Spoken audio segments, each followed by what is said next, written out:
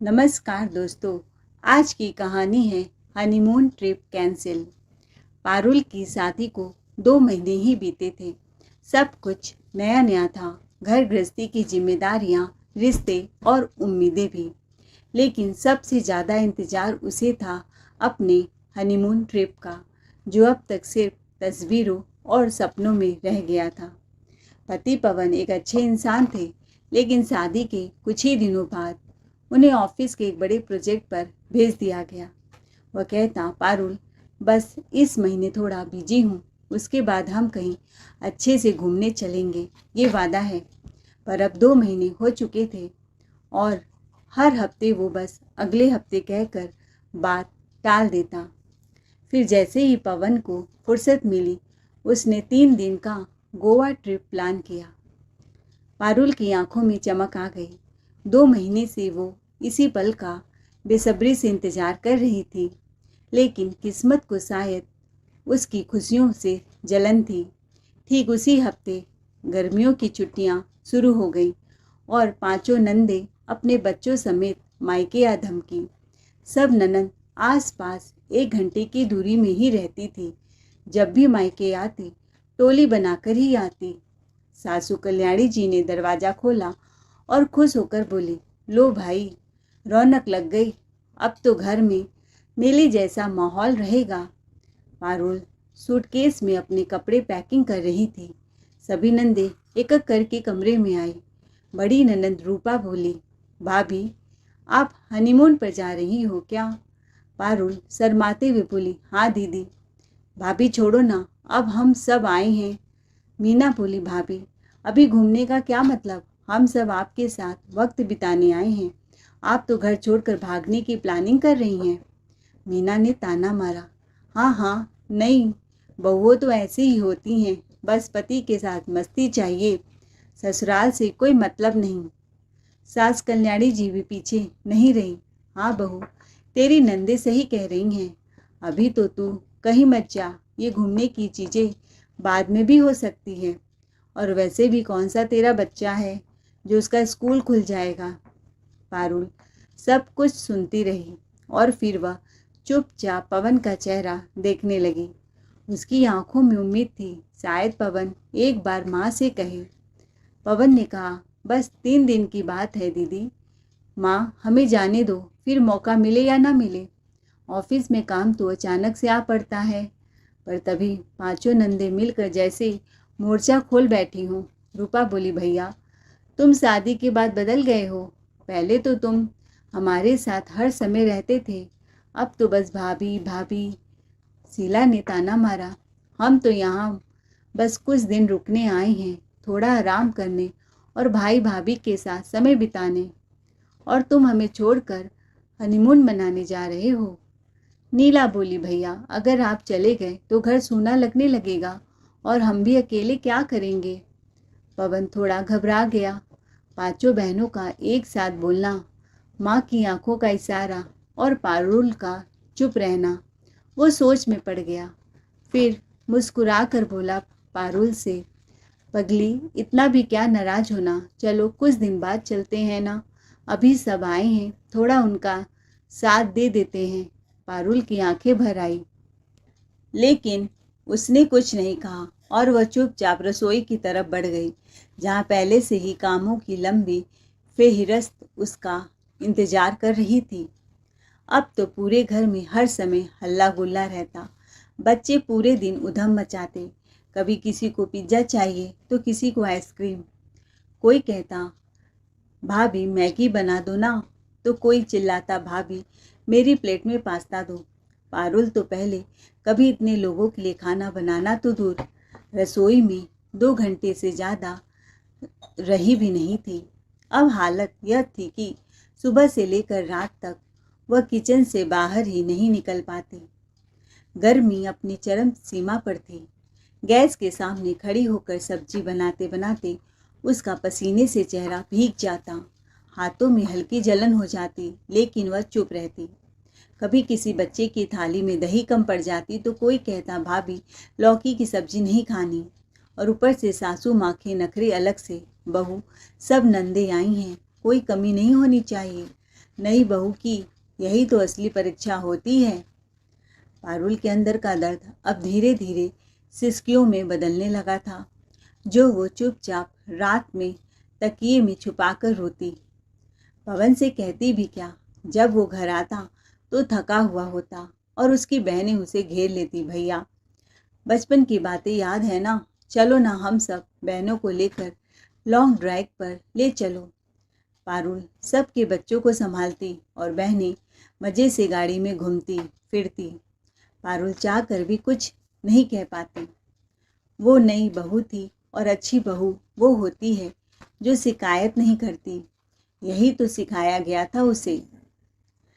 पांचों नंदे हर दूसरे दिन घूमने निकल जाती, कभी मॉल, कभी साड़ी की दुकान, कभी बच्चों को लेकर आइसक्रीम पार्लर। पर पारुल को कभी साथ नहीं ले जाती। उल्टा जाते जाते बच्चों की पूरी जिम्मेदारी उसी पर छोड़ जाती। भाभी देखना, मीनू को 2 बजे दूध दे देना। भाभी, मेरी बच्ची को दलिया बनाकर ठीक समय पर खिला देना। भाभी, मेरे बच्चों को दोपहर में पनीर की पकौड़ी बहुत पसंद है, बना देना ना। और बड़े बच्चे तो बिना हिचक बोलते, मामी जी मुझे तो मोमोज खाने हैं, आप बना दो ना। पारुल बस चुपचाप सिर हिलाती और खुद के लिए कभी 2 रोटी भी बैठकर चैन से नहीं खा पाती। किचन में दूध, दलिया, पकौड़ी, मोमोज सब कुछ उसके जिम्मे था और ऊपर से ताने भी उसी के हिस्से आते। शाम को जब पवन घर आता तो बहनें घेर लेती और पारुल वहीं रसोई में पसीने में भीगी थाली धोती रहती। जब वो थोड़ा थकी सी चुप बैठती तो सास कल्याणी जी की आवाज़ गूंजती, बहू, ये सब बच्चे हैं, थोड़ी मेहनत तो करनी पड़ेगी ना। नानी के घर आए हैं तो प्यार चाहिए। हर कोई अपनी बहन बेटियों को ऐसे ही भेजता है। फिर बातों का तड़का लगाते हुए जोड़ देती, अगर तू खुद माँ बनेगी और अपनी बेटी को मायके भेजेगी तो क्या तेरी भाभी उसका ख्याल नहीं रखेगी? बेटियां तो होती ही हैं घूमने के लिए और बहुएं होती हैं घर संभालने के लिए, किचन संभालने के लिए। सास कल्याणी जी हमेशा लेक्चर देती, पर कभी किचन में खुद हाथ न बटाती, न बच्चों को संभालती। बस घुटने दर्द का बहाना करके बिस्तर में पड़ी रहती। इसी बीच पवन को अचानक से 3 दिन के लिए ऑफिस के काम से सिंगापुर जाना पड़ा। जैसे ही पवन गया, बहनों ने और मौके का फ़ायदा उठा लिया। भाभी, आपका कमरा खाली है ना? चिंकी को अपने पास सुला लो, बिल्कुल तंग नहीं करेगी, बस रात को नैपी बदल देना। फिर धीरे धीरे एक एक करके सारे बच्चे पारुल के कमरे में आ गए। कोई तकिया खींचता, कोई मोबाइल पर तेज आवाज़ में कार्टून चलाता, कोई रात में रोता तो कोई कहता, मामी जी डर लग रहा है, लोरी सुनाओ। पारुल की नींद पूरी तरह उड़ा दी गई। रात भर करवटें बदलती रही, कभी नैपी बदलती, कभी किसी बच्चों के लिए दूध गर्म करती। सुबह होते ही फिर वही फरमाइशों की कतार। किसी को आलू पराठा चाहिए तो किसी को उपमा, किसी को फ्रूट चाट। उसका सर अब हर समय दर्द करने लगा था।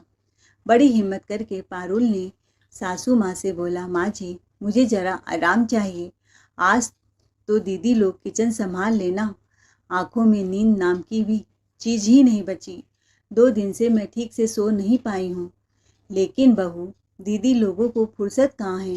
कोई सहेली की शादी में जाने के लिए लहंगा चमका रही हैं तो कोई किटी पार्टी के लिए मेकअप कर रहा है, और ऊपर से तुम कह रही हो मेरी बेटियों से काम करवाओगी। अरे, दीदी लोग को तो सांस लेने की भी फुर्सत नहीं है। कल्याणी जी झुंझलाती हुई बोली, तो क्या हुआ, बच्चों का शोर थोड़ा सहन करना सीखो। जब खुद माँ बनोगी तब समझ आएगा। हम भी इतने बच्चों को संभाल कर बैठे हैं, कोई आराम नहीं मिला था हमें। फिर हंसते हुए जोड़ दिया, और फिर हमारी बेटियां आई हैं, मेहमान हैं, उनका ख्याल रखना बहू का ही धर्म होता है। पारुल मन ही मन बड़बड़ाने लगी, कोई सहेली की शादी में रैंप वॉक करने जा रही है तो कोई किटी पार्टी में रसगुल्ले उड़ाने। आपकी बेटियां तो जैसे मायके में रानी बनकर आई हैं और मैं तो बस राज रानी की रसोइयाँ बनी हुई हूँ। मुझे तो दीदी लोग के बच्चों की आया बनाकर रख दिया गया है। पारुल के भीतर जैसे कोई तड़प सी उठी, पर वो जुबान तक नहीं ला सकी। उसे लगा बर्दाश्त करने की हद होती है। कल पवन जब लौट कर आएगा तो मैं ज़रूर अपनी बात उसके आगे रखूंगी। अगले दिन पवन सिंगापुर से लौट आया। आते ही कमरे में गया। क्या हुआ पारुल, बड़ी चुप सी लग रही हो? पवन ने पूछा। तुम इतनी थकी थकी सी क्यों हो? पारुल रोते हुए बोली। पवन, बस अब सोच लिया है, अब और चुप नहीं रहूंगी। पवन चौंकते हुए, क्या मतलब? पारुल आंखों में आंसू और आवाज़ में बड़ी हिम्मत थी। मतलब ये कि हर रिश्ते की एक सीमा होती है। मैं नई बहू हूँ पर गुलाम नहीं। तुम्हारी बहनों की छुट्टियाँ हैं, समझ सकती हूँ, लेकिन क्या मेरी थकान छुट्टी पर गई है? क्या मैं उनके बच्चों की आया बनकर रह गई हूँ? पारुल बिना रुके बोली। हर सुबह बच्चों की फरमाइशें, हर दोपहर किसी की पार्टी, हर रात उनकी हंसी ठिठोली, और मैं कब सोई कब खाई कोई जानने की ज़रूरत नहीं समझता। अगर मेरा कमरा, मेरी नींद, मेरा मन, सब कुछ दूसरों के हवाले है तो फिर इस घर में मेरी ज़रूरत क्या है? पवन पारुल को गले लगाते हुए बोला। कुछ ही दिनों में दीदी लोग लौट जाएंगी। कुछ दिन और खातिरदारी कर लो। लगता है तुम 2 हफ्तों से काम करते करते थक गई हो, बोर भी हो गई हो। तो मैं सोच रहा हूँ आज सिर्फ हम दोनों रेस्टोरेंट चलते हैं, तुम्हारा मूड भी फ्रेश हो जाएगा। शाम को 5 बजे तक तैयार रहना। पहले हम घूमेंगे फिरेंगे, फिर किसी रेस्टोरेंट में खाना खाने जाएंगे। अभी 2-4 दिन ऑफिस की छुट्टी है। कमरे के बाहर कान लगाए बड़ी ननंद रूपा ने सब कुछ सुन लिया था और ही मन कुछ योजना बनाने लगी। शाम को 4 बजे पारुल एक सिंपल सी सलवार सूट पहनकर तैयार होती है। हल्का सा मेकअप, हल्की सी मुस्कान, पर मन में बस यही सोच रही थी कि आज थोड़ी देर के लिए सिर्फ मैं और पवन एक साथ समय बिताएंगे। जैसे ही घर से बाहर निकलने लगी तभी पीछे से बड़ी ननंद रूपा की तेज आवाज आई। अरे वाह भाभी, आप भी तो उसी रेस्टोरेंट जा रही हैं जहां आज वाइल्ड कार्निवल लगा है। बच्चे सुबह से जिद कर रहे थे वहां जाने के लिए।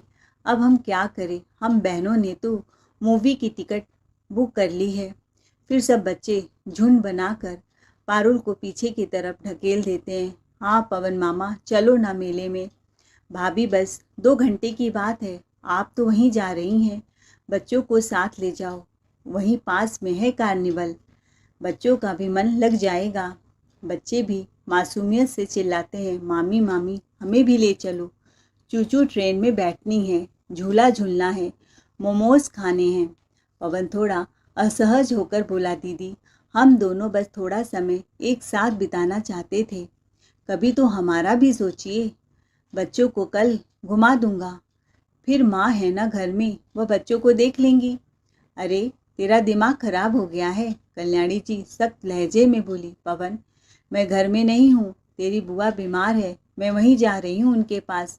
अब तू अपने बच्चों को रुलाएगा क्या? मेरी बेटियाँ तो पूरे साल ससुराल में काम करती हैं, मायके आती हैं तो थोड़ा सुकून तो चाहिए।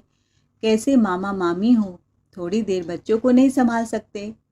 पवन बच्चों को लेकर मन महसूस कर मेले में चला गया। चेहरे पर मुस्कान थी लेकिन भीतर झुंझलाहट का समंदर उफान मार रहा था। उधर पारुल की हालत तो जैसे एक मुख विस्फोट बन चुकी थी।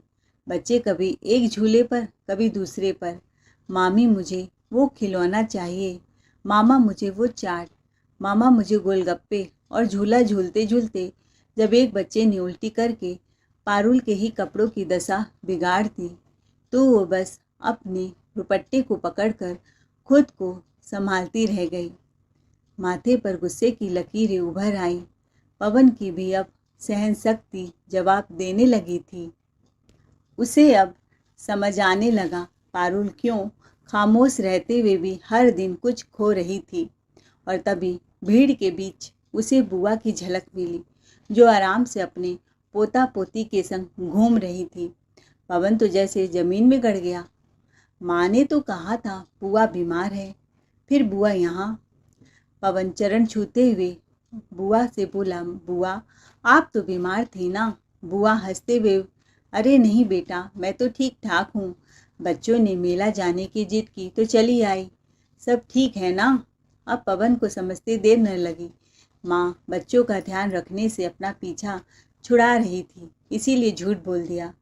उधर पांचों नंदे मायके की मस्तानी रानियां बनी हुई थी। जब भाभी मेले में उल्टी साफ कर रही थी तो नंदे लोग मूवी का मजा लेकर जींस टॉप में डिस्को की फ्लोर पर जलवा बिखेर रही थी। कोई डीजे की धुन पर कमर मटका रही थी, कोई बिंदास बेबी बनकर सेल्फी ले रही थी, कोई बर्गर खा रही थी, कोई मॉकटेल में चीयर्स कर रही थी। बच्चों के लिए तो जैसे भाभी ही घर की फुल टाइम आया बना दी गई थी। न कोई पूछ न कोई कद्र, बस जब जिम्मेदारी आई भाभी को आगे कर दो और वह बिना टेंशन के एंजॉय करती थी। रास्ते भर पवन और पारुल दोनों के दिल में उबाल था, जैसे ही अंदर ज्वालामुखी फूटने को तैयार हो। अब और नहीं, दोनों सोच चुके थे, इस भोलेपन का मजाक उड़ाने वालों को सबक सिखाना ही होगा। पवन का चेहरा गुस्से से तमतमा रहा था और पारुल की आंखों में अब आंसू नहीं, इरादे थे बदले के। जैसे ही घर पहुंचे, न दीदी लोग दिखी न माँ जी का आता पता था। बच्चे घर को मेले का मैदान बनाए घूम रहे थे। कोई कार्टून में घुसा, कोई पेंटिंग की किताबें फाड़ रहा था, कोई टीवी का रिमोट हथिया कर बैठा था, कोई क्रिकेट खेलने लगा था। पारुल ने फिर भी सबको बड़ी मुश्किल से दूध पिलाया। सबको सुलाकर वह और पवन चुपचाप अपने कमरे में चले गए। लेकिन इस चुप्पी के पीछे तूफान पल रहा था। पांचों नंदे जब देर रात लौटी तो बच्चों को सोया पाया तो उन्हें राहत की सांस ली, जैसे भाभी कोई बच्चा संभालने वाली नौकरानी हो। मज़े से अपने अपने कमरों में जा घुसी, बिना यह सोचे कि आज घर में चुप्पी नहीं, साजिश पल रही है। सासू माँ कल्याणी देवी भी अपनी ननद की तबीयत का बहाना बनाकर अपने सहेलियों के साथ गपशप की महफिल में मशगूल रहीं और देर रात घर लौटीं। सुबह होते ही बच्चों ने पूरे घर में कोहराम मचा दिया। मम्मी मम्मी भूख लगी है कहते हुए किसी ने चादर खींची तो कोई बिस्तर झकझोरने लगा। उधर सासू माँ कल्याणी जी और उनकी दोनों बेटियां महारानियों की तरह चैन की नींद में सो रही थी। एक बच्चा चिल्लाया, अरे मम्मा, घड़ी देखो 11 बज गए हैं और आप अब तक सो रही हो। पेट में चूहे दौड़ रहे हैं, कुछ खाने को दो। जब बच्चों का शोर हद से ज़्यादा हो गया तो छोटी ननद मीना बिफर पड़ी, जाकर मामी से कहो मेरा दिमाग क्यों खा रहे हो, ये मेरा घर थोड़ी है, मैं तो यहाँ से आराम करने आती हूँ। फिर अचानक मीना को याद आया, अरे माँ, मुझे तो भूल ही गई, 2 घंटे में मेरी सारी सहेलियाँ घर आने वाली है मिलने। बड़ी ननद रूपा भी झट से बोल पड़ी, हाँ माँ, मैंने भी आज ही फ्रेंड्स को बुला रखा है। सोचा था भाभी है, आराम से खाना बनाएंगी, बच्चों को संभालेंगी, हम तो बस पार्टी करेंगे। इतने में एक बच्चा बोला, पर मम्मा, मामी तो किचन में दिख ही नहीं रही हैं। दूसरा बोल पड़ा, मामा जी भी तो सुबह से नहीं दिखे। अब तो कल्याणी जी की भी नींद उड़ चुकी थी। देर रात सब लेट से आए थे, इसीलिए सुबह आंख देर से खुली। लेकिन अब तो न भाभी दिख रही थी न भैया। घर में हड़कंप मच गया। कोई छत पर दौड़ा, कोई स्टोर रूम में झांका, कोई बाथरूम में दस्तक देने लगा। लेकिन मामा मामी का कमरा तो बाहर से ताले में बंद था। सभी सन्न थे। आखिर दोनों गए तो कहाँ और बिना बताए क्यों गए? कल्याणी जी ने झट से बड़ी बेटी रूपा से कहा, अपने भाई को फ़ोन लगाओ। फ़ोन लगाया तो नेटवर्क ऑफ था। अब तो सबके माथे पर चिंता की लकीरें और गहरी हो गई। बच्चे फिर से खाने की मांग को लेकर चिल्ला रहे थे और फ़ोन भी नहीं लग रहा था। मीना खींचती हुई बोली, अब तो मेरी सहेलियां भी आने वाली हैं, बताओ मैं क्या करूं? रूपा चिढ़कर बोली, तुझे आज ही फ्रेंड्स बुलानी थी? भैया भाभी धोखे देकर ऐसे भागे, ये तो सोचा ही नहीं था। कल्याणी जी गुस्से में फट पड़ी, अभी आने दो घर उन्हें, फिर बताती हूँ मज़ा किसे कहते हैं। तंग आकर रूपा गुस्से में भुनभुनाती हुई किचन में घुस गई और बच्चों के लिए खाना बनाने लगी। तभी उसका बड़ा बेटा बोल पड़ा, माँ मुझे चाउमीन खाना है। दूसरा बच्चा चिल्लाया, मासी मुझे चॉकलेट मिल्क शेक चाहिए। तभी अचानक दरवाजे की घंटी बजी, टन टन टन। मीना हड़बड़ा कर बोली, माँ लगता है मेरी सहेलियाँ आ गई और मैं तो अभी नहाई भी नहीं हूँ। पूरा घर अस्त व्यस्त पड़ा हुआ है। बर्तन पड़े थे क्योंकि सुबह काम वाली भी जा चुकी थी। सब लोग सो रहे थे तो वह भी बिना काम किए चली गई, मानो किसी स्कूल के लंच ब्रेक के बाद की तस्वीर हो। सभी घबरा गए। कोई झाड़ू उठाकर फर्श पर झपट पड़ा, कोई मेहमानों के पूछताछ से घबरा कर इधर उधर दौड़ने लगा, तो कोई नहाने के लिए बाथरूम की लाइन में लग गया। एक बच्चे ने जैसे ही दरवाज़ा खोला, सहेलियों ने घर की हालत देखी तो आंखें फटी की फटी रह गई। ये क्या हाल बना रखा है, किसी ने फुसफुसाया। रूपा घबरा कर बोली, आज की पार्टी कैंसिल, हम बाद में मिलेंगे। पर सहेलियां तो तिलमिला उठी, हमें दिखावे के लिए बुलाया था क्या? इतनी दूर से आए हैं और ये हाल। एक ने तो ताना मार ही दिया, अगर पार्टी नहीं मना सकती थी तो बुलाया ही क्यों? गुस्से से तमतमाई सारी सहेलियां एक एक करके लौट गईं। मीना का भी मूड खराब हो गया। आखिर उसकी सहेलियों के साथ मस्ती ही उसकी दुनिया थी। आज वो भी हाथ से निकल गई। घर का हाल किसी युद्ध के मैदान से कम नहीं था। कोई झाड़ू लेकर धूल उड़ाने में जुटा था तो कोई बर्तन मांजते हुए बड़बड़ा रहा था। सबके चेहरों पर थकान और झुंझलाहट साफ झलक रही थी। कल्याणी देवी तो अपनी बेटी रूपा को पसीने से तरबतर बर्तन घिसते हुए देख जल भूनकर खाक हो रही थी। मन ही मन बहू पारुल पर आग उगल रही थी। हाय राम, अभी तक लौट कर नहीं आई वो महारानी।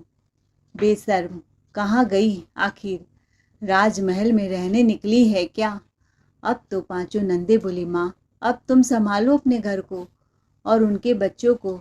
हम तो तंग आ चुके हैं काम कर करके। अब हम अपने घर जा रहे हैं। पर बेटा, छुट्टी तो बढ़ गई है ना। छुट्टियाँ बढ़ गई हैं तो क्या हुआ, मुझे अपना काम नहीं बढ़ाना है। हम यहाँ आराम करने आते हैं ताकि घूम फिर सके, पर यहाँ काम के चक्कर में ना घूम फिर पा रहे हैं, ऊपर से बच्चे भी तंग कर रहे हैं। अगले दिन भी काम का हाल वही था। झाड़ू पोछा बर्तन और बच्चों की चिकचिक ने सबकी कमर तोड़ दी थी। सब हाँफते हुए बैठने ही वाले थे कि फिर टन टन टन दरवाजे की घंटी गूंज उठी।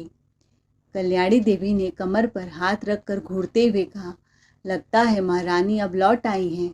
आज तो उसकी ऐसी क्लास लूंगी कि याद रखेगी। दरवाजा खोला तो सामने कोई और ही दृश्य था। उनकी दोनों नंदे दहलीज पर खड़ी थी और उनके पीछे उनके दो दो पोते घर में घुसने को मचल रहे थे। अरे भाभी कैसी हो? बड़ी ननंद ने मुस्कुराते हुए कहा। उस दिन मेला में पवन मिला था, कह रहा था मैं बीमार हूँ, इसीलिए आप मेरा हाल चाल लेने आई हैं मेरे घर। पर मैं तो एकदम तंदुरुस्त हूँ। झूठ क्यों बोला भाभी? कल्याणी देवी झेपती हुई बोली, अरे नहीं जिज्जी, बस ऐसे ही बातों बातों में बोल दिया। आप लोग आए तो भला लगा। छोटी ननंद ने आंख मटकाते हुए कहा, वैसे भाभी आपकी बहू दिखाई नहीं दे रही है, वो तो घूमने गई है ना। कल्याणी जी ने अनमने ढंग से जवाब दिया। बड़ी ननंद ने अपनी साड़ी संभालते हुए कहा, कोई बात नहीं भाभी, हम तो रहने आए हैं। मायके की याद आ रही थी तो सोचा आपके साथ टाइम थोड़ा बिता लें। ये सुनते ही कल्याणी जी के तो होश ही उड़ गए और इधर पीछे से पांचों बहनें भी तिलमिला उठी। माँ अब आप ही संभालो अपनी नंदों को और उनके पोता पोती को। हाँ माँ, अब की बार भाभी ने दिमाग चला ही लिया और हम यहाँ पसीने से भीग कर बर्तन घिस रहे हैं, न काम वाली आ रही है।